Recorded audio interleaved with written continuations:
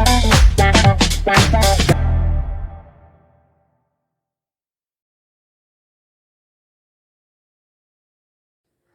students, real number part 12 class 10th, theorem 1.2. Let P be a prime number. If P divides A square, then P divides A, where A is a positive integer.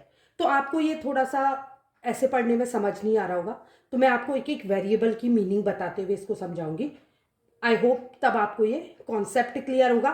Then we will find out how to express or how to write it or present it. Okay, so first of all, what is there? Let P be a prime number.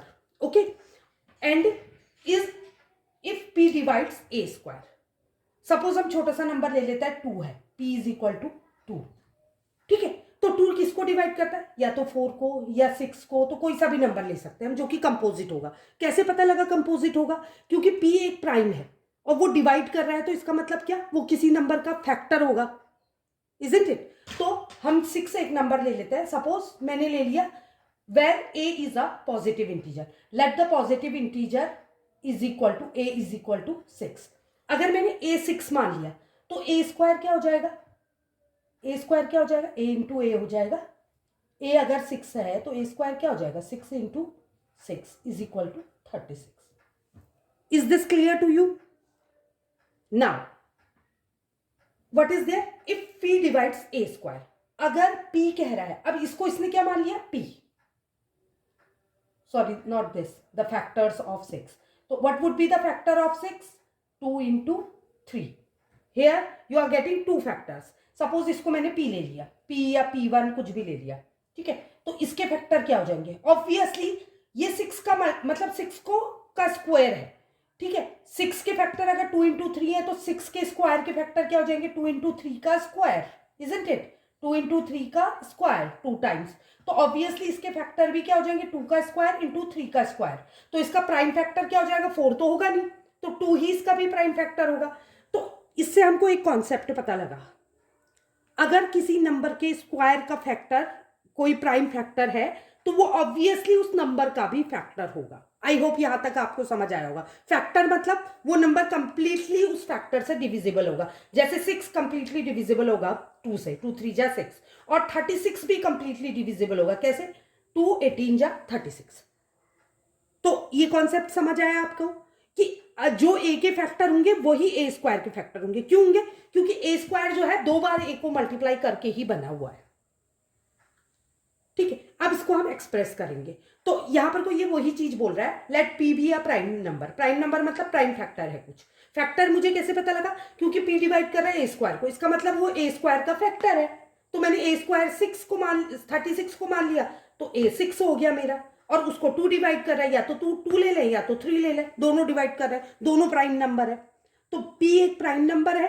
P divides A square, then P divides A, where A is a positive integer. A हम कोई भी positive लेकिन composite integer लेंगे ताकि उसके factors find कर सके. अब इसको एक्सप्रेस कैसे करेंगे? अब now we are going to express it. ठीक है, हम क्या लिखेंगे? Let a is a positive integer. हम लेट कर लेंगे, let a is a, because इसमें ए माना है तो हमने भी ए ही मान लिया, positive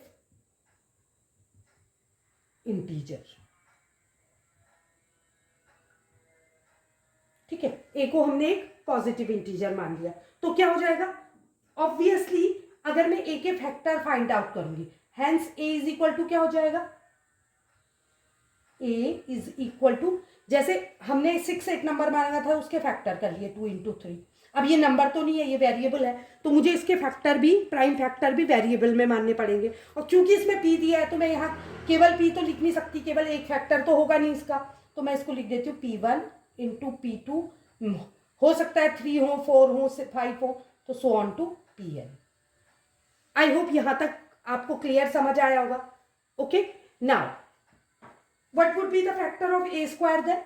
If the factors of a is equal to P1 into P2 so on to Pn, then factor of a square is equal to a square. How will we make a square? A into a means a के factor. What are the factors of a? P1 into P2 into so on to Pn. Got it? So a square is a into a, then 2 times p1 into p2 so on to pn. I hope ये यहाँ तक आपको clear समझ आया होगा.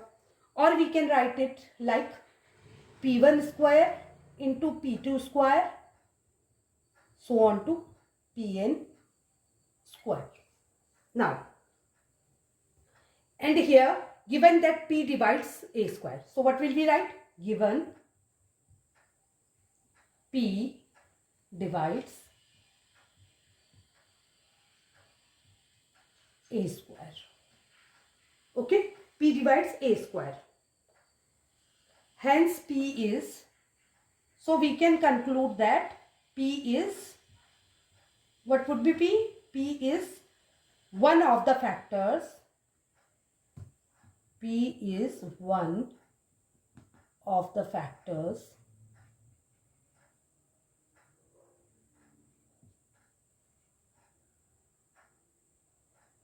what kind of factors? Prime factors. Okay, write down prime also. Don't skip the steps. You will get the marks for this also. Okay, prime factors of a square, isn't it? P divides a square, hence it would be one of the prime factor of a square. And using the uniqueness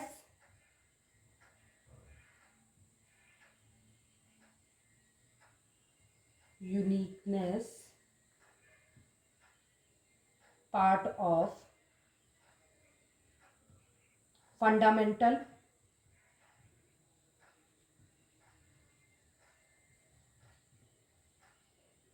theorem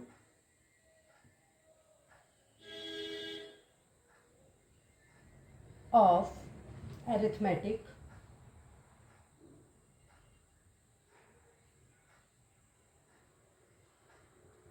fundamental theorem of arithmetic, factors of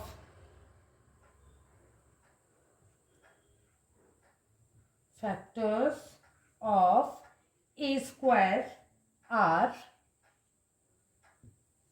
what are factors? p1 comma p2 so on to pn, because we just assumed it, isn't it? pn.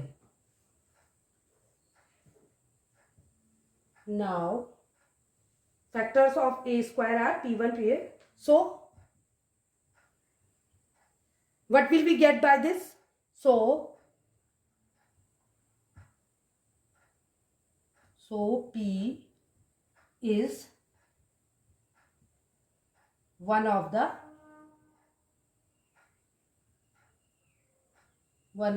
p1 comma p2 so on to pn, because we have already written that the factors of a is equal to p1 into p2 so on to pn, and here it is given that p divides a square. It means p is the part of these factors. In factors का part होगा p. तो इससे क्या conclusion निकलता है? Now since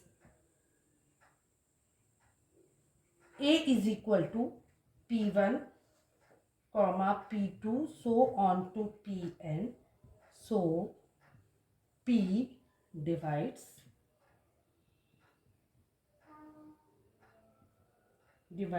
a. I hope आपको concept पूरा clear आया होगा. एक बार मैं इन ब्रीफ फिर से एक्सप्लेन करती हूँ. क्या बताया मैंने यहाँ कि जैसे मैंने 6 के लिए वैसे ही a के मैंने p1 p2 ले लिए. 6 के तो मैं निकाल सकती हूँ 2 इंटू 3, इजंट इट? तो a स्क्वायर के भी वही फैक्टर आएंगे, क्योंकि a स्क्वायर किससे बना है? a इंटू a से. तो जो a के फैक्टर होंगे वो a स्क्वायर के फैक्टर होंगे. सिमिलरली यहाँ भी जो a स्क्वायर के फैक्टर है p है, तो ऑब्वियसली वो क्या a का भी फैक्टर होगा, मतलब दोनों डिविजिबल होंगे. यही हमको प्रूव करना था. अगर आपको वीडियो पसंद आया तो लाइक, सब्सक्राइब और शेयर करें. Thank you.